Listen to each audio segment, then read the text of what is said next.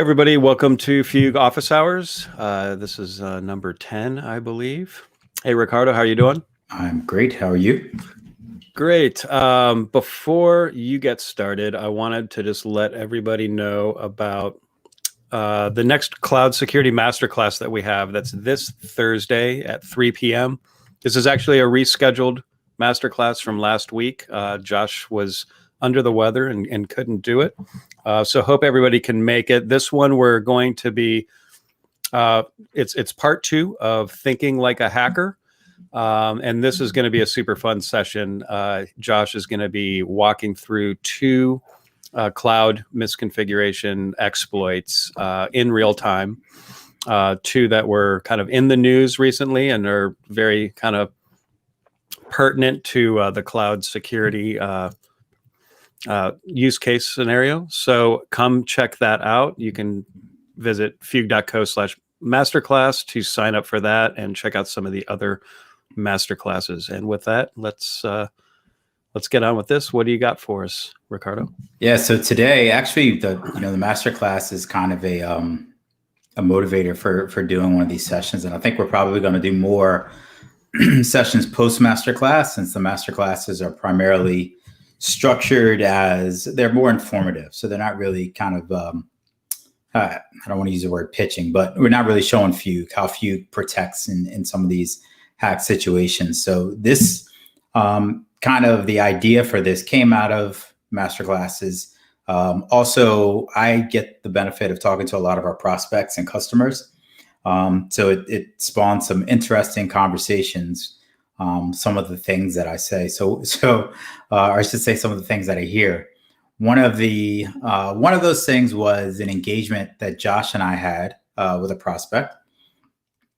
And the gentleman's background is more, it's a security-based background, but more network security. And so his focus was, at the perimeter. And it was one of those meetings where we do have the uncomfortable pauses. And Josh is a master at challenging people with their perceptions of the way things are and the way they've done things in the past. So in this particular instance, the customer goes, we don't need a security tool. We got everything locked down, got the latest and greatest in firewalls, log in everything. We're good. Like nobody's getting in here. We've done intrusion detection, intrusion prevention, everything. And so Josh says to him, "What about IAM?" And the guy's like, "What?" And he goes, "IAM, Identity and Access Management on AWS." And the guy's like, "No, we've got users controlled. We restrict the users." And Josh is like, "Users is only one aspect of IAM." He's like, "Your actual instances have policies and policy attachments associated with them." And the guy kind of, started looking kind of silly, and it was an uncomfortable pause and situation. And then he's like, "Well, just show me what you got." So now we're in show what we got mode. And I wanted to cover off to touch on, we've gone through a couple of different things, auto remediation, talked about segmenting environments. I want to show just how Fugue is looking at IAM, how Fugue can protect you, when there are changes that occur within your identity and access management, and what those changes look like. So I'll do a little bit of Fugue. I'm going to jump into the console just for folks that aren't familiar with where you would see some of these things. And then we'll just run from there. You're on mute. Sounds good. All right, let me share.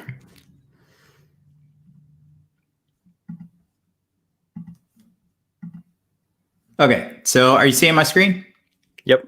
All right, perfect. So in previous office hours, what we did was we created a segmented environment of just the kind of the network assets. So this is really the whole account. We did another environment with the network assets. What I did was modify this environment. So if I edit the settings, and this is the process that I went through. So I did do this before. But so you can see we have all of these different resource types. So all I did was just go to the IAM section. So I could have actually done a search. And I added everything in IAM. So we still have all the network stuff. And then I added all of the IAM stuff.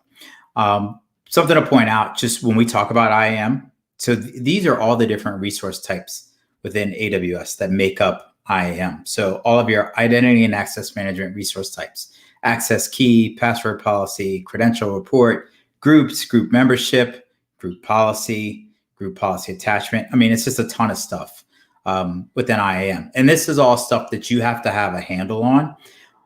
We suggest really at a minimum, at least monitor it. So, you don't have to necessarily do enforcement, which is here, which would basically restrict changes, but at least monitor it. Know when things change, get the alerts, know what's happening. So for this demonstration, we're really just going to focus on a specific resource. And this is also the type of resource that gets hacked. That said, this is one of those don't do this at home, kind of kidding, but really you want to make sure you're aware of kind of how you have your policies and such set up, especially in these sorts of situations, because you're looking on screen, these instances actually are connected directly to an internet gateway. Not good to do that. So, but that's how when you deploy web apps, so through the Elastic Beanstalk or the PaaS application, then AWS, that's how it is. But what I want to draw everyone's attention to is the IAM Instance Profile, which is here. So this was a role that AWS creates. And so this role is what's going to establish the permissions for this instance. So again, this is not necessarily a user. This is not, somebody breaking into the firewall. The scary part of IAM is somebody getting access to this instance and then changing the role or changing what those permissions are associated with it. So now we're going to switch over and look into my AWS account. So hopefully I don't break anything when I made that change. Are you still seeing my screen or do I need to reshare? Yeah, we can see it. Yep. Okay, perfect. So that specific instance was our, why did I do that? So I want the name of it again. I think it's a test Fugue something. Test Fugue app environment. So it's here. So with with the resources, what you have is an IAM role, and that's what's here. So the role that's associated with this resource basically tells whoever, in this case, me as a user, but these are the permissions that this specific instance has. Like, what can this instance do? So this is what it comes with. So this is the policy associated with it. And this is the automated policy that AWS will say, well, do you allow us to assign this policy to this specific instance? We say yes. And then we see what the policy is. So the policy summary is here. And there's a whole bunch of things. So this has the ability to get and list and put objects in an S3 bucket. It also can work with Elastic Beanstalk, S3 Elastic Beanstalk, X-Ray, a bunch of other services. So CloudWatch logs. Let's see. Yeah, and an additional application and environment settings for Elastic Beanstalk. So that's what this instance has the ability to do. So if someone were to assume control of this instance, and again, the way it's configured is directly to the internet. So somebody could get access to it technically. And I don't mean to say that in a flippant manner. That's just the reality. But they would have access to all of these actions. So they would be able to see that this specific resource has access to those things, which, it should make you a little nervous. These are star access. Josh talks about this in his talks as well. What I did was, so I just went in here and I was like, all right, well, let me just see what Fugue will see. So I added an admin access policy. So basically I could do anything. ***, which is, the most, you have access to every service within the AWS console with it that AWS offers. And if you access this instance, you can manipulate and do whatever, write a program, do something else, launch a whole bunch of things. Which takes me to another story about a customer who told us that their administrators actually locked everything down in their console. But what they would do to be able to create resources that they weren't allowed to is they would log into an instance that had permissions, or they would change the permissions of that instance to allow them to do other things like create their own S3 buckets and do other stuff. So really scary stuff can happen. And one of the things that I think we like to stress is that it doesn't always happen from outside of your organization. People can manipulate resources from within the organization to do whatever it is they want to do. But this, again, admin access. So this resource can do everything within this console. So I'm going to change that when we're done with this. So just so nobody's concerned for my well-being. So what I did was, when I established all of those resources, when I updated the resource types that I'm looking at, I also established a baseline. So again, just for those that aren't familiar with Fugue, what a baseline does is it takes a snapshot of all of your resource configurations. And then if anything changes, Fugue is going to report on that next scan. So the scans can be done. We generally tell customers, whenever you deploy or make modifications, you want to perform a scan, you can automate it to perform scans at any sort of time interval that you want. So this is really set up on a daily scan, but you absolutely want to make sure that you're scanning on a regular basis. So for specific use cases, especially when you're capturing drift, you probably increase the frequency depending on other tools that you have running against your API. Every 2 hours, every 4 hours, every 6 hours, however, whatever makes you comfortable. But I would also recommend that whenever you deploy, you want to trigger a scan as well. So what happens is we baseline, and then we trigger events. So the events are the modifications. So these are drift events. These are the changes. So when I made that modification to that Elastic Beanstalk EC2 role policy, I changed the access. And this is what was added. So you see in green, the drift is, so we have this role, and then there's a policy ARN that's added to it, and it's the admin access policy, which, for any administrators, that makes you nervous. It will make you angry. It's irresponsible. It shouldn't happen, but it does happen. And when Josh talks about these hacks, they generally come in the form of somebody getting a hold of an instance or some service within AWS that has the ability to access other services. And if it doesn't have the ability to access them in its current state, they add that policy. So I did it via the console. I could also, via the CLI, go in and update the permissions for that specific role. So you absolutely want to have something, a tool that is going to alert you to those sorts of changes and misconfigurations. The other thing I did, just messing around with things, adding a user. So I added this user named office hours. You will see that there's going to be tags associated with it. Every one of our customers should be monitoring that. So, even if you decide to just capture the users and obviously you want to modify or see when there are modifications in permissions, whether they're being added to groups, that sort of thing is going to be caught as well. So we have a group membership edition, or a group membership edition. This office hours user is added to that group as well. So whatever permissions that are associated with that group, this user now has all of those permissions. So I think I did it as a power user group. So there's a lot of permissions there, but you really want to tightly control those things, be in control of it, at least be aware, know when those things happen. One of our customers that was on one of our earlier office hour segments mentioned that that's one of the first things he does in the morning is just check the events.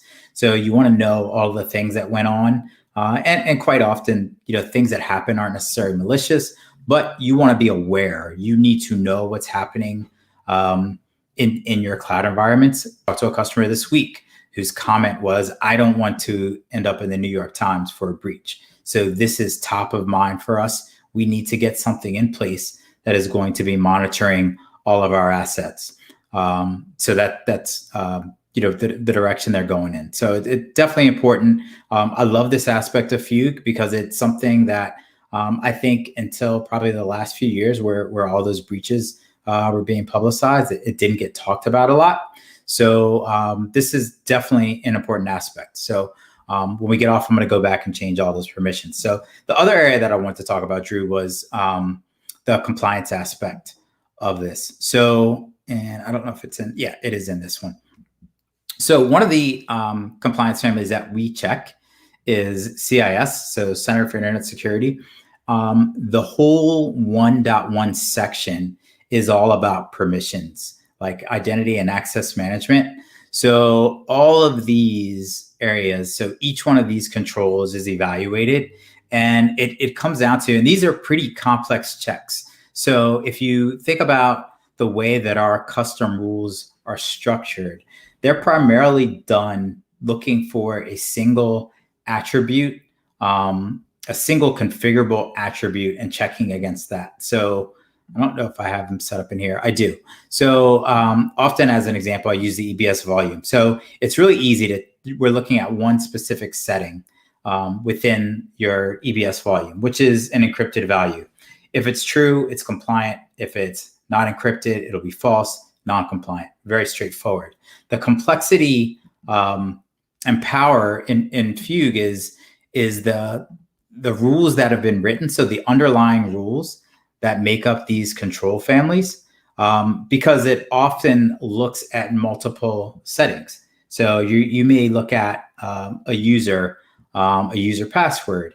These are all different settings within IAM. So really complex with how these rules are done, as well as looking at all of these different resources and resource types. So if we look at like a credential report, so CIS 1.3 looks at credentials that are unused for 90 days. So this will give me all of the users that have not used their credentials. So I can often make a decision as an administrator, well, maybe this person doesn't need console access, or maybe this person doesn't need programmatic access. Either way, these credentials are out there. They haven't been rotated. So at a minimum, I can either just rotate their credentials, or maybe it's a user that's no longer with the organization. Or in this case, where I have tools, maybe I'm no longer using that tool. So things like that you can look for. Ensuring MFA is set up. Another thing, multi-factor authentication. So ensuring that's set up. So really kind of the foundation for you establishing permissions throughout your organization through IAM. That's what this the CIS 1.x section is going to do. So even something like a password policy.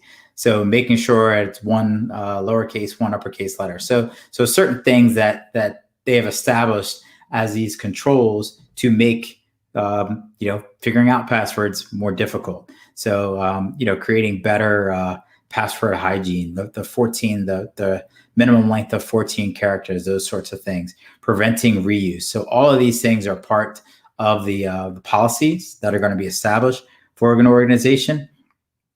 And this last one, obviously, making sure that there are not administrative privileges that aren't created. This is our single sign-on. So I have Okta that's set up through here that does that. So it's a little bit different. But again, like this, if I'm doing this on an environment that's being evaluated, I can also create a waiver for that because that is using our identity provider. But that's really the gist of it from an IAM perspective. One of the other things that we do, and I didn't have this set up here, is one of the other checks is for Fugue best practices, which is another library that I absolutely encourage folks to add. So kind of at a minimum, like a best practices, probably CIS benchmarks, as well as Fugue best practices. And for those who have heard me say it before, apologize, get to hear it again. But this is a library that was created essentially looking at areas of the cloud infrastructure. So really focusing on some of those cloud native areas like IAM, like some of the API calls on list permissions for, say, commonly used services that have been exploited, that sort of thing. But interestingly enough, there's no checks for all of those things. So Fugue best practices, you're not going to see overlap with any of these compliance frameworks because the compliance frameworks are just that. They're focused on achieving a level of compliance, whereas Fugue best practices looks at the cloud native aspects of security within your cloud environment. So really using those best practices in conjunction with CIS benchmarks and Fugue best practices is really kind of the base level of how you would want to establish your environment. And then, obviously getting to a point where you're establishing baselines, where you're capturing the drift, you're seeing the events and the changes. I often like to see, within the visualizer, the roles that are associated with these instances. So if I do have specific roles, they'll come up over here as a references. I don't have any with this one, but I do have that with this instance. I have this instance profile. So that's all I had to talk about, Drew. Didn't know if there are any other topics on the horizon outside of IAM. I know we have the masterclass coming up, and I know Josh will often talk a lot about IAM and how it's been manipulated. So really wanted to make sure that our customers get some insight as to how they can better use Fugue and gather additional information. Yeah, no, we recently did a masterclass on securing serverless, and IAM is a big topic there. I mean, IAM kind of plays a huge role in securing anything in the cloud in AWS. I think we're going to be doing a part 2 around serverless that's going to actually go deeper into how the role IAM plays and how you can kind of blow up your serverless security posture with IAM. So then you know how not to. Yeah. So one of the things I know with serverless and Lambda is people that seems a lot of people are moving into that, this kind of event driven computing. When something happens, we'll do a Lambda to do that. But even with that, as you mentioned it, there are IAM roles associated with that. So your Lambda can only do what you permit it to do. And if you're too expansive in your permission creation, there's a problem. So very true. You still have data. You probably still have S3. You might have Dynamo or RDS, and you have to make sure that those are configured properly, and just understand the nature of security in a serverless kind of environment. You are, I think, shoving more security responsibility to the cloud provider, which is great. So your security footprint, your attack surface might be smaller, but what's there is different. Yeah. And you have to think a little bit differently about how to go about security with serverless. So those master classes are kind of really digging into those kind of topics, so people can think more critically about their particular use cases. And again, this Thursday, not serverless in particular, but I don't know if I've seen a exploit simulation that Josh does that doesn't involve IAM. It's sort of, IAM being the new network in the cloud, it's gonna factor. Yes. And so understanding IAM and how to keep it secure, which it's highly complex. So it's a lot for any individual humans to kind of keep track of everything that's going on. So, there's tools like Fugue that are there to help you kind of keep an eye on everything. Yeah. When I watch him do those, it makes me nervous just because like you see it and it's like, holy crap. Like you start thinking about Like I think about my own accounts and some of the mistakes that I make. Now I don't have anything anybody wants to steal, but it's also from the perspective that I work in this stuff. Like I'm in and around it all day, every day. Like that's my job. And these things can happen like right under your nose. So it's like if you're not watching it, if you're not paying attention to some of those things, it's pretty freaky. I love seeing it whenever I've seen him do the like presentations where he's done the live hack. Like just all eyes glued to the screen. And there's some nervous movements in the crowd when those things happen. Yeah, we were I saw Josh present that simulation live at a AWS meetup in Northern Virginia. And there's that one moment where he gets access to the S3 bucket and replicates that into his own AWS account.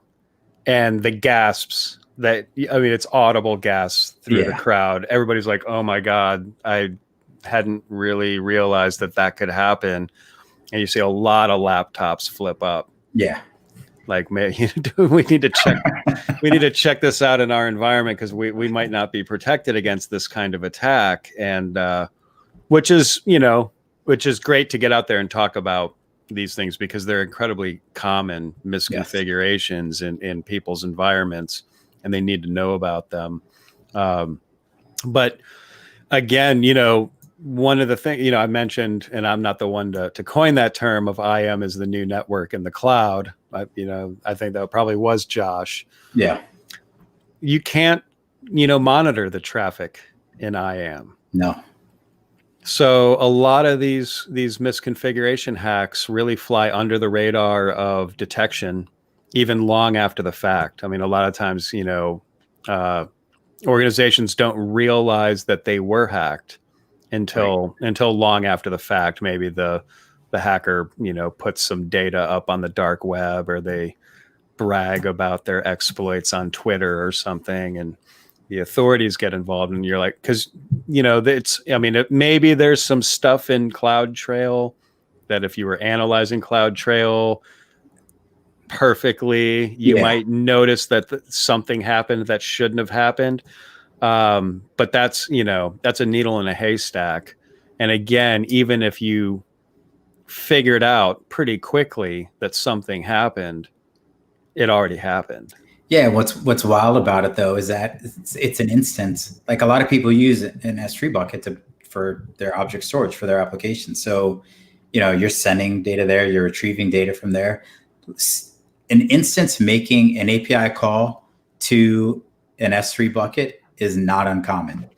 So it doesn't necessarily trigger an alarm that, people are going to say, oh, I'm looking for that in CloudTrail. I think what's, where we see things and where we catch things is when people will add to their permissions or just elevate their privileges just a little bit for a specific service.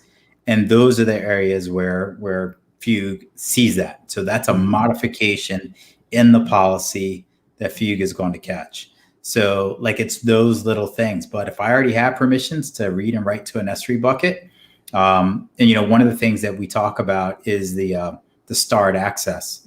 So, and I think there's another command, the block.